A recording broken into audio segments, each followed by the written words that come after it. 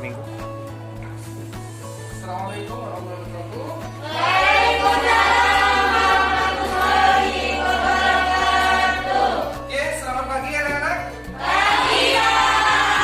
Apa kabarnya? Alhamdulillah. Oke, terima kasih. Ada yang tidak masuk hari ini? Saya absen satu-satu dulu ya. Iya Pak. Oke, Ali Isma Diana hadir. Amirus Solehatul Nisa Hadir. sakit. Iya. Alfiatul Izzah Hasanah. Hadir Pak. Eka Linda Purnama. Hadir Pak. Banyak yang sakit ya. Iya Pak. Semoga kita jauh-jauh dalam COVID ini ya. Amin. Kayak gitu kalau takutnya kena COVID nanti amin bisa. Hadir. Hilda Nurul Fadila, Hadir. Hikmatul Hasanah Hadir lagi. sakit. Homsatul Hasanah, Hadir. Nur Farida, Hadir Pak. Putri Nur Aini, Hadir Pak. Rina Dini, Hadir Pak. diiring Devi Husnul Khotimah. Udah. Ulang, sakit. Udah. Lagi Pak. Terus ulang. Iya. Rati Husniani Maret, Hadir Pak. Maret ya. Iya. Siti Fatimah Kusuma Wardina, Hadir Pak. Nur Hidayah. Oke, terima kasih. Sebelum kita memulai pembelajaran hari ini, marilah kita berdoa. Oke, Pak kelas monggo disilakan. Berdoa mulai.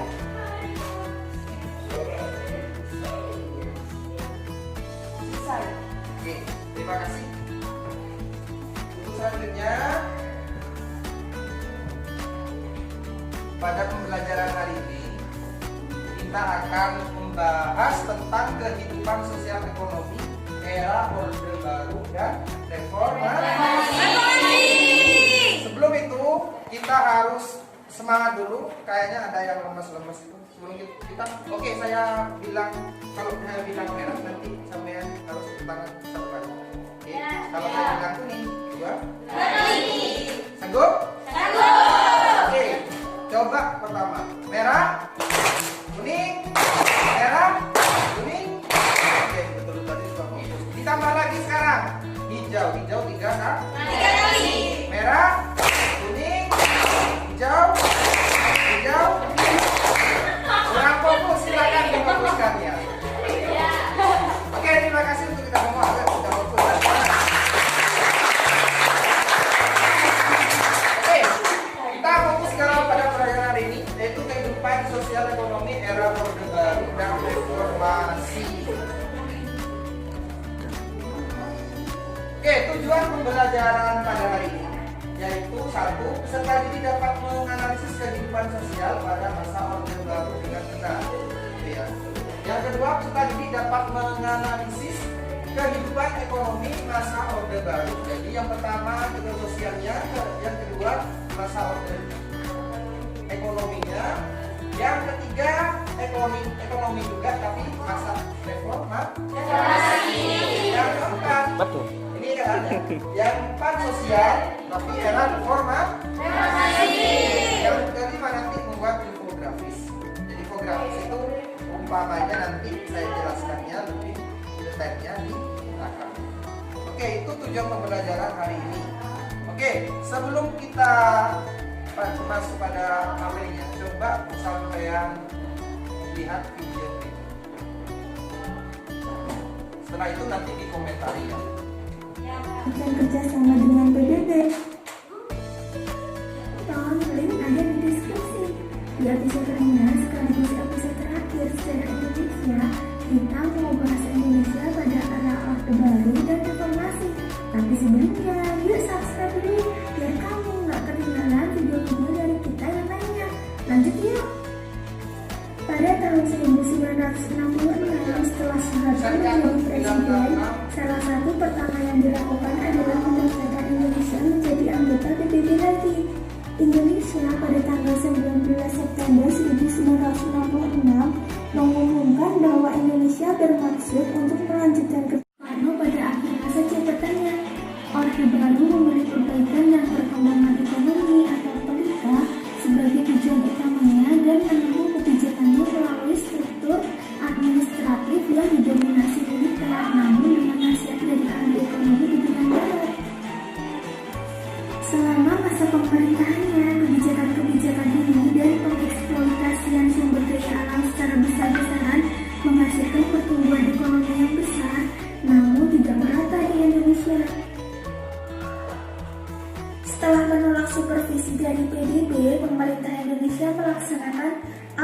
Free Choice, aksi pilihan bebas di Irian Jaya pada 1969, di mana 1025 wakil kepala daerah Irian dipilih dan kemudian diberikan pelatihan dalam bahasa Indonesia, guys.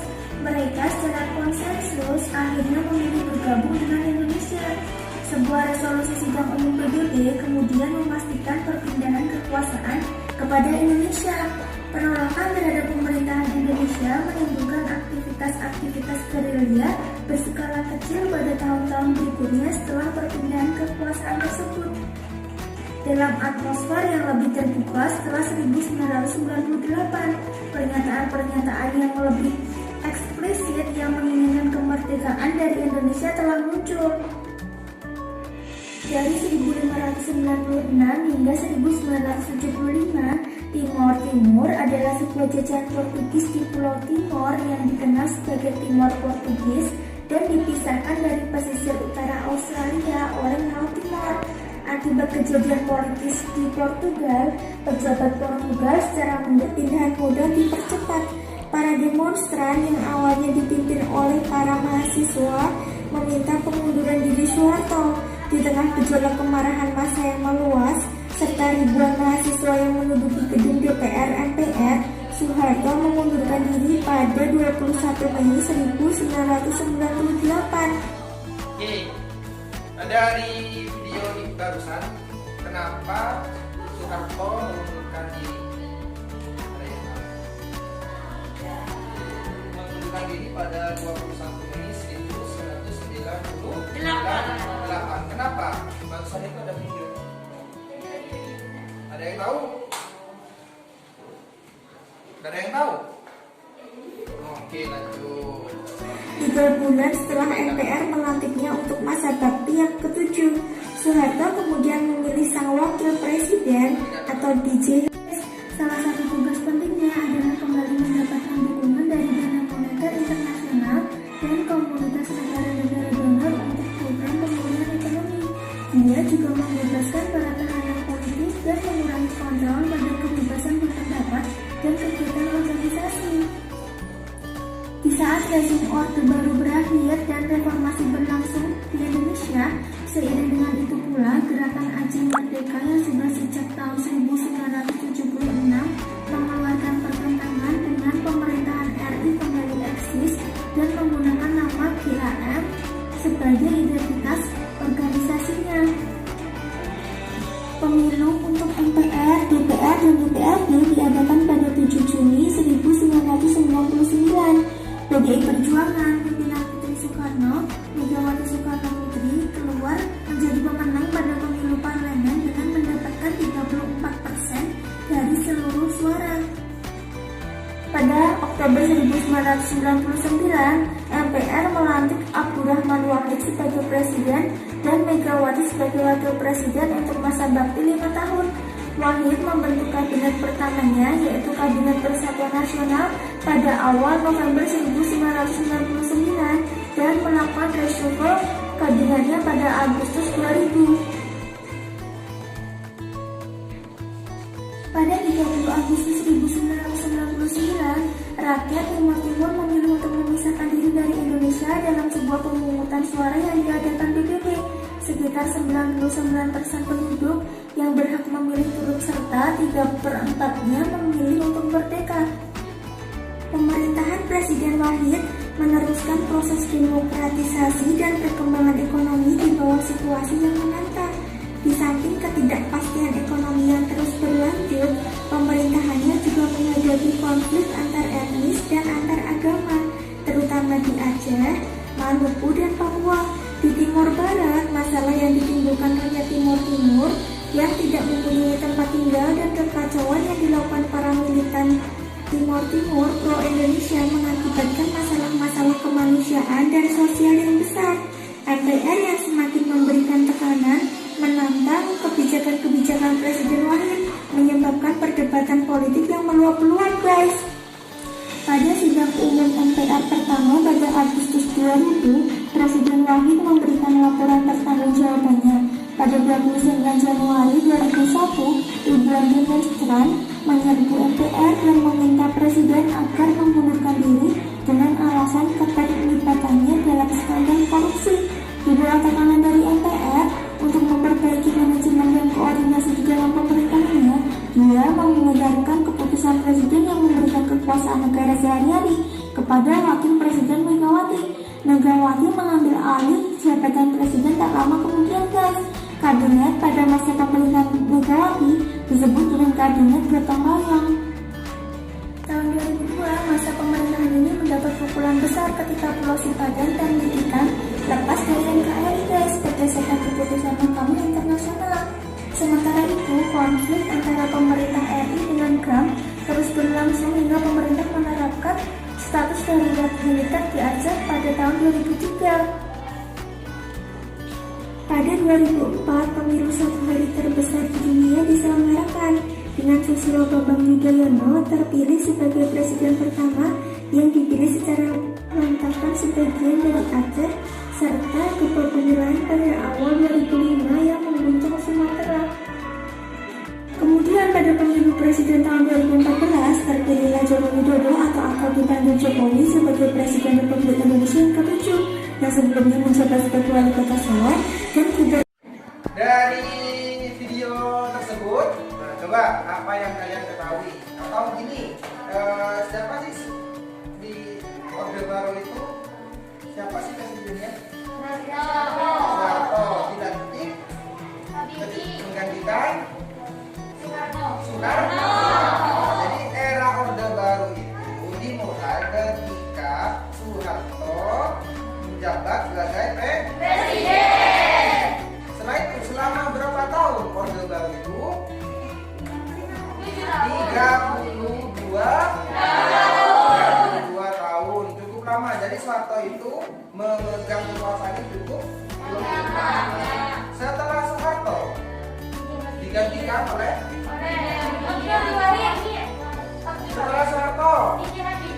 B.J. Habibie. Kenapa Soeharto lengser? Baik, karena didemo oleh mahasiswa. Karena kebijakannya itu dirasa tidak pro rakyat dan juga ada korupsi. Selain itu juga kebijakan Soeharto sering tidak intinya itu kebijakannya itu merugikan rakyat semua, gitu ya. Oke, setelah tadi Habibie diganti oleh siapa lagi? Abdul Rahman Wahid cuma sebentar. Jadi Gus Dur panggilannya itu cuma sebentar karena dia nanti diturunkan oleh rakyat juga, karena rakyatnya itu tidak dikarenakan skandal Bulog Gate, tidak korupsi, tapi sampai sekarang itu tidak terjadi atau tidak itulah politik. Oke, setelah Abdurrahman Wahid diganti siapa? Megawati digantikan oleh wakil presidennya. Setelah itu pada tahun 2004 pada tahun 2004 itu sudah dimulai pemilu secara langsung. Akhirnya SBY atau Susilo Bambang Yudhoyono lahir sebagai pemenang Pilpres. Yudhoyono menjabat berapa tahun? 5 kali 2. Jadi 10 tahun. Setelah SBY Jokowi. Oke, berarti Orde Baru itu zamannya Soeharto. Dan reformasi zamannya mulai dari Presiden Habibie sampai Jokowi. Sekarang kita ini berada di masa reformasi. Oke, itu. Oke, sebelum menjelaskan tentang semuanya tentang belajar ini, coba kalian nanti akan dapat kuisnya itu melalui Google Form, nanti dibentuk nomornya itu ada 4 ya. Jadi 1, 2, 3, 4 jadi yang nomor 1, nomor 2, nomor 3, nomor 4 yang lainnya bisa bergabung. Itu ya. Nanti yang paling sama kayak yang paling cepat dapat nilai sempurna dan dapat sesuatu dari sana. Maka nilai apakah itu nanti supaya dapat termotivasi. Oke, teman-teman, ini ada handout-nya. Handout-nya ini nanti sebagai untuk mencari sumber pembelajaran di kuis. Gitu ya. Tolong berkelompok sesuai kelompoknya sudah. Ini ada 3. Ayo, tolong berkelompok sudah 3.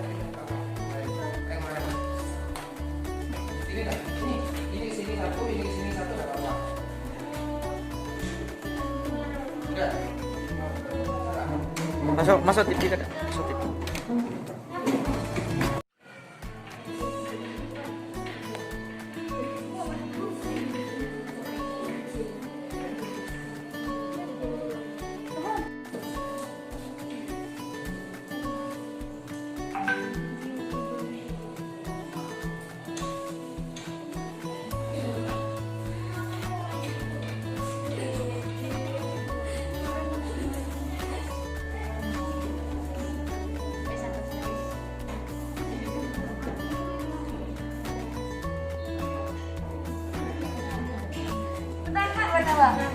Sudah. Sudah Pak. Nanti kalau kan mau diedit masih. Ada yang sudah selesai Pak.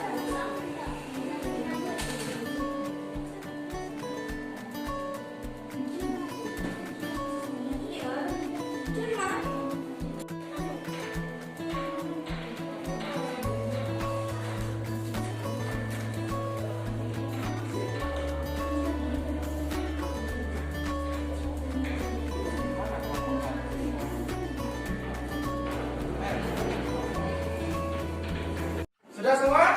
Oke, siapa yang duluan? Ini kelompok 3. Kelompok 3 di sini ya? Yang kedua kelompok 2. Oke, kelompok 2. Yang kedua. Selanjutnya kelompok 4. Nah, dan terakhir kelompok. Jadi kuis ini sebagai acuan kalian untuk mencari informasi dari handphone dan sumber yang lain supaya kalian itu bisa membaca semua sumber dan dikaitkan dengan kuis tersebut. Jadi jawabannya itu ada di handphone semua dan juga ada di sumber lainnya. Ini untuk kelompok 1, kelompok berapa ya? Kelompok 3 ya? Dapat sesuatu dari kalian ini. Mana tangannya? Oke, itu sudah kuis. Setelah itu saya mau tanya dari kuis tersebut, apa yang kalian sudah pelajari? Orde baru. Kenapa orde baru? Kenapa dengan orde baru? Oke, orde baru itu di sini coba. Pada masa orde baru di dalam Pancausaha Tani, yang mampu swasembada pangan dan mendapatkan penghargaan dari FAO tahun 1985. Pernyataan di bawah ini yang tidak termasuk Pancausaha Tani. Panca itu 5, usaha tani itu usaha tani mana?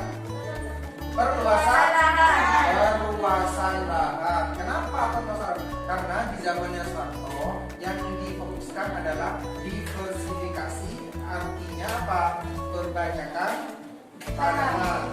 Jadi dikasih pupuk yang tepat dan juga pengairan yang tepat, dibuat irigasi bendungan itu zamannya Soeharto, dan pemberantasan hama dengan tepat, dan juga diberi kebijakan untuk memakai pestisida untuk memberantas hama.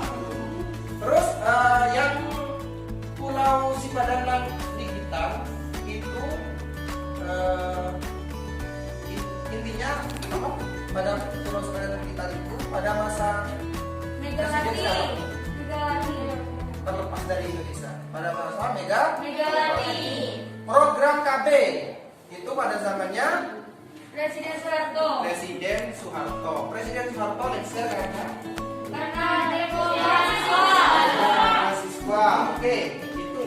Terus zamannya Gus Dur.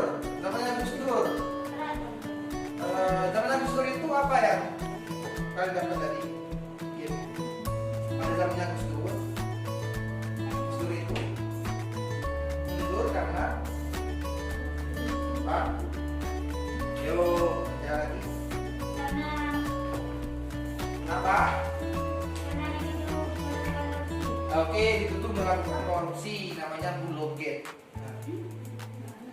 Dan selanjutnya ini juga masalah sosial orde baru.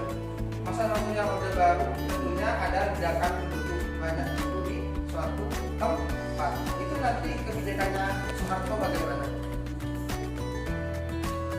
Ayo, kebijakannya Soeharto. Karena penduduk itu sudah padat, kebijakan Soeharto itu kayak apa? Ayo, yang kebijakannya Soeharto. Salah satunya apa?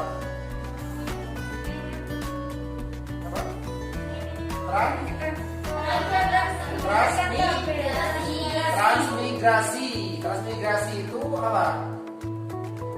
Perpindahan penduduk dari pulau satu ke pulau lain. Jadi Soeharto itu mempunyai kebijakan, jadi penduduk yang padat itu dipindahkan ke pulau yang tidak padat. Itu ya. Untuk B.J. Habibie, pada zamannya Habibie yang sangat berpengaruh itu apa? Ekonomi. Kenapa ekonomi? Karena waktu sebelum B.J. Habibie itu apa? Habibie itu jadi presiden,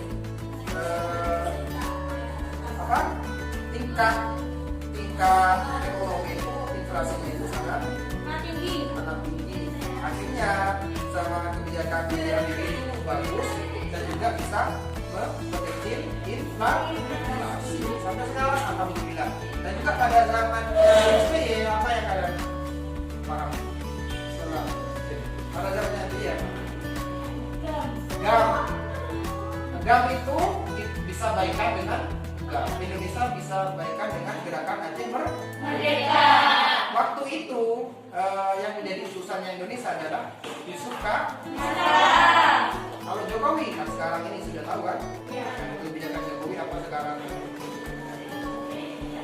Oke, sebelum situ ada pertanyaan? Apa yang dapat disimpulkan satu? Simpulkan pada zaman Orde Baru itu apa? 1. Membuat kebijakan KB atau keluarga bencana. 2. Pengendalian media massa melalui SIUPT. 3. Pelanggaran kegiatan politik di kampus. 4. Pelarangan terhadap budaya Tionghoa. Oke, betul. Jadi kayak gitu ya. Pada zamannya Orde Baru, etnis Tionghoa tidak boleh tampil di muka umum. Kadang-kadang ada kerusuhan. Waktu ada kerusuhan biasanya Tionghoa itu di apa? Ada yang kalau perempuannya sampai ditindas kayak gitu, itu etnis Tionghoa pada zamannya Soeharto. Dan juga kalau ada barongsai kegiatan yang lain itu dilarang. Itu zamannya Soeharto. Dan juga pada zamannya Soeharto, pers atau ya orang atau berita itu harus izin pemerintah. Jadi kalau berita tentang korupsi itu tidak boleh tampil. Artinya dilarang. Kalau berita tentang yang bagus-bagus tentang Orde Baru itu baru boleh. Nah, itu. Jadi kalau tentang ada orang yang hilang pada zaman Orde Baru itu kadang-kadang tidak terekspos. Jadi hanya ya cuma berita dengar-dengar saja, tidak ada di koran, tidak ada di HP kayak gitu. Itu harus tanda tangan apa? Pemerintah. Kalau dulu itu kalau yang pro pemerintah tidak, tapi kalau yang kontra pemerintah itu bakal dilarang. Setelah apa? Undang-undang apa lagi? Di situ, ayo bukan yang tadi itu. Membuat kebijakan KB. Nah, KB. Kenapa kok KB?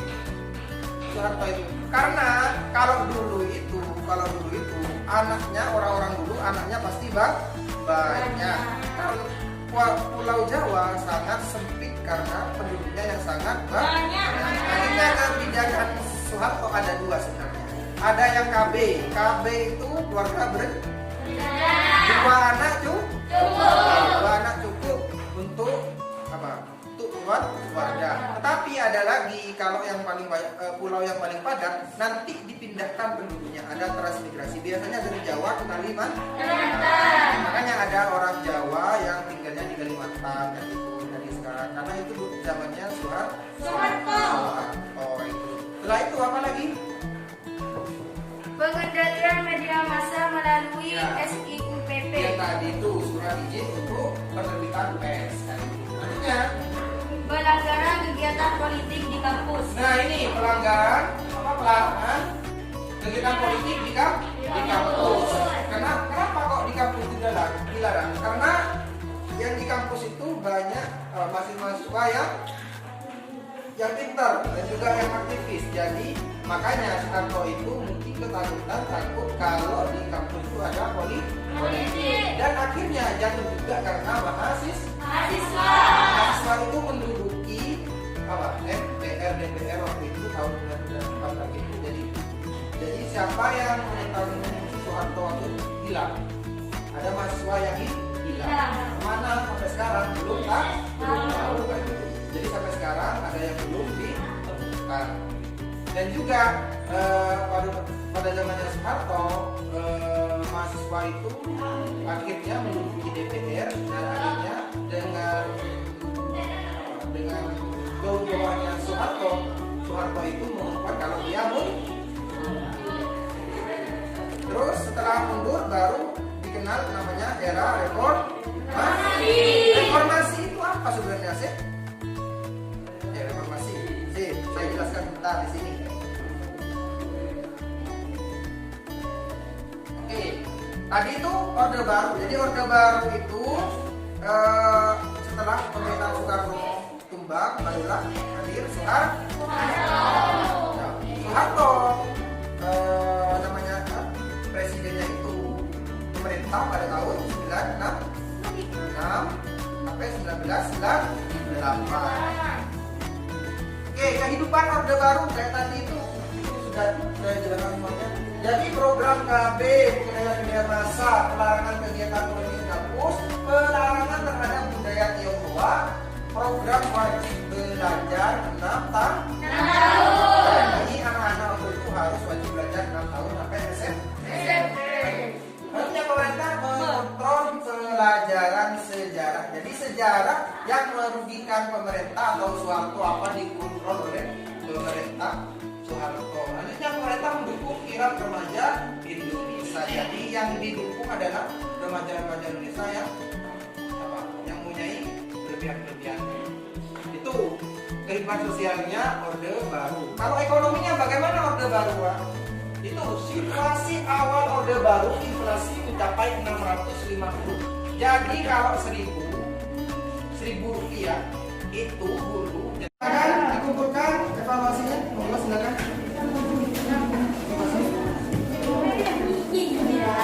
Untuk handphonenya silakan diambil kembali, nggak apa-apa. Silakan evaluasinya.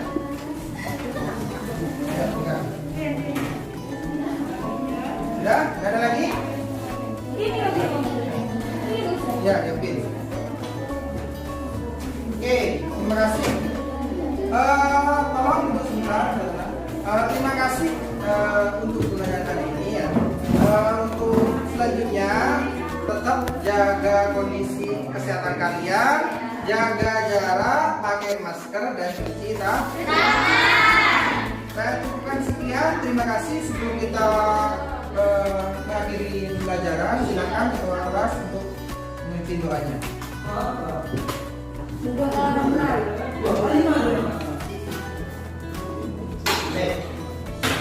Selesai. Terima kasih semuanya ya. Assalamualaikum warahmatullahi wabarakatuh.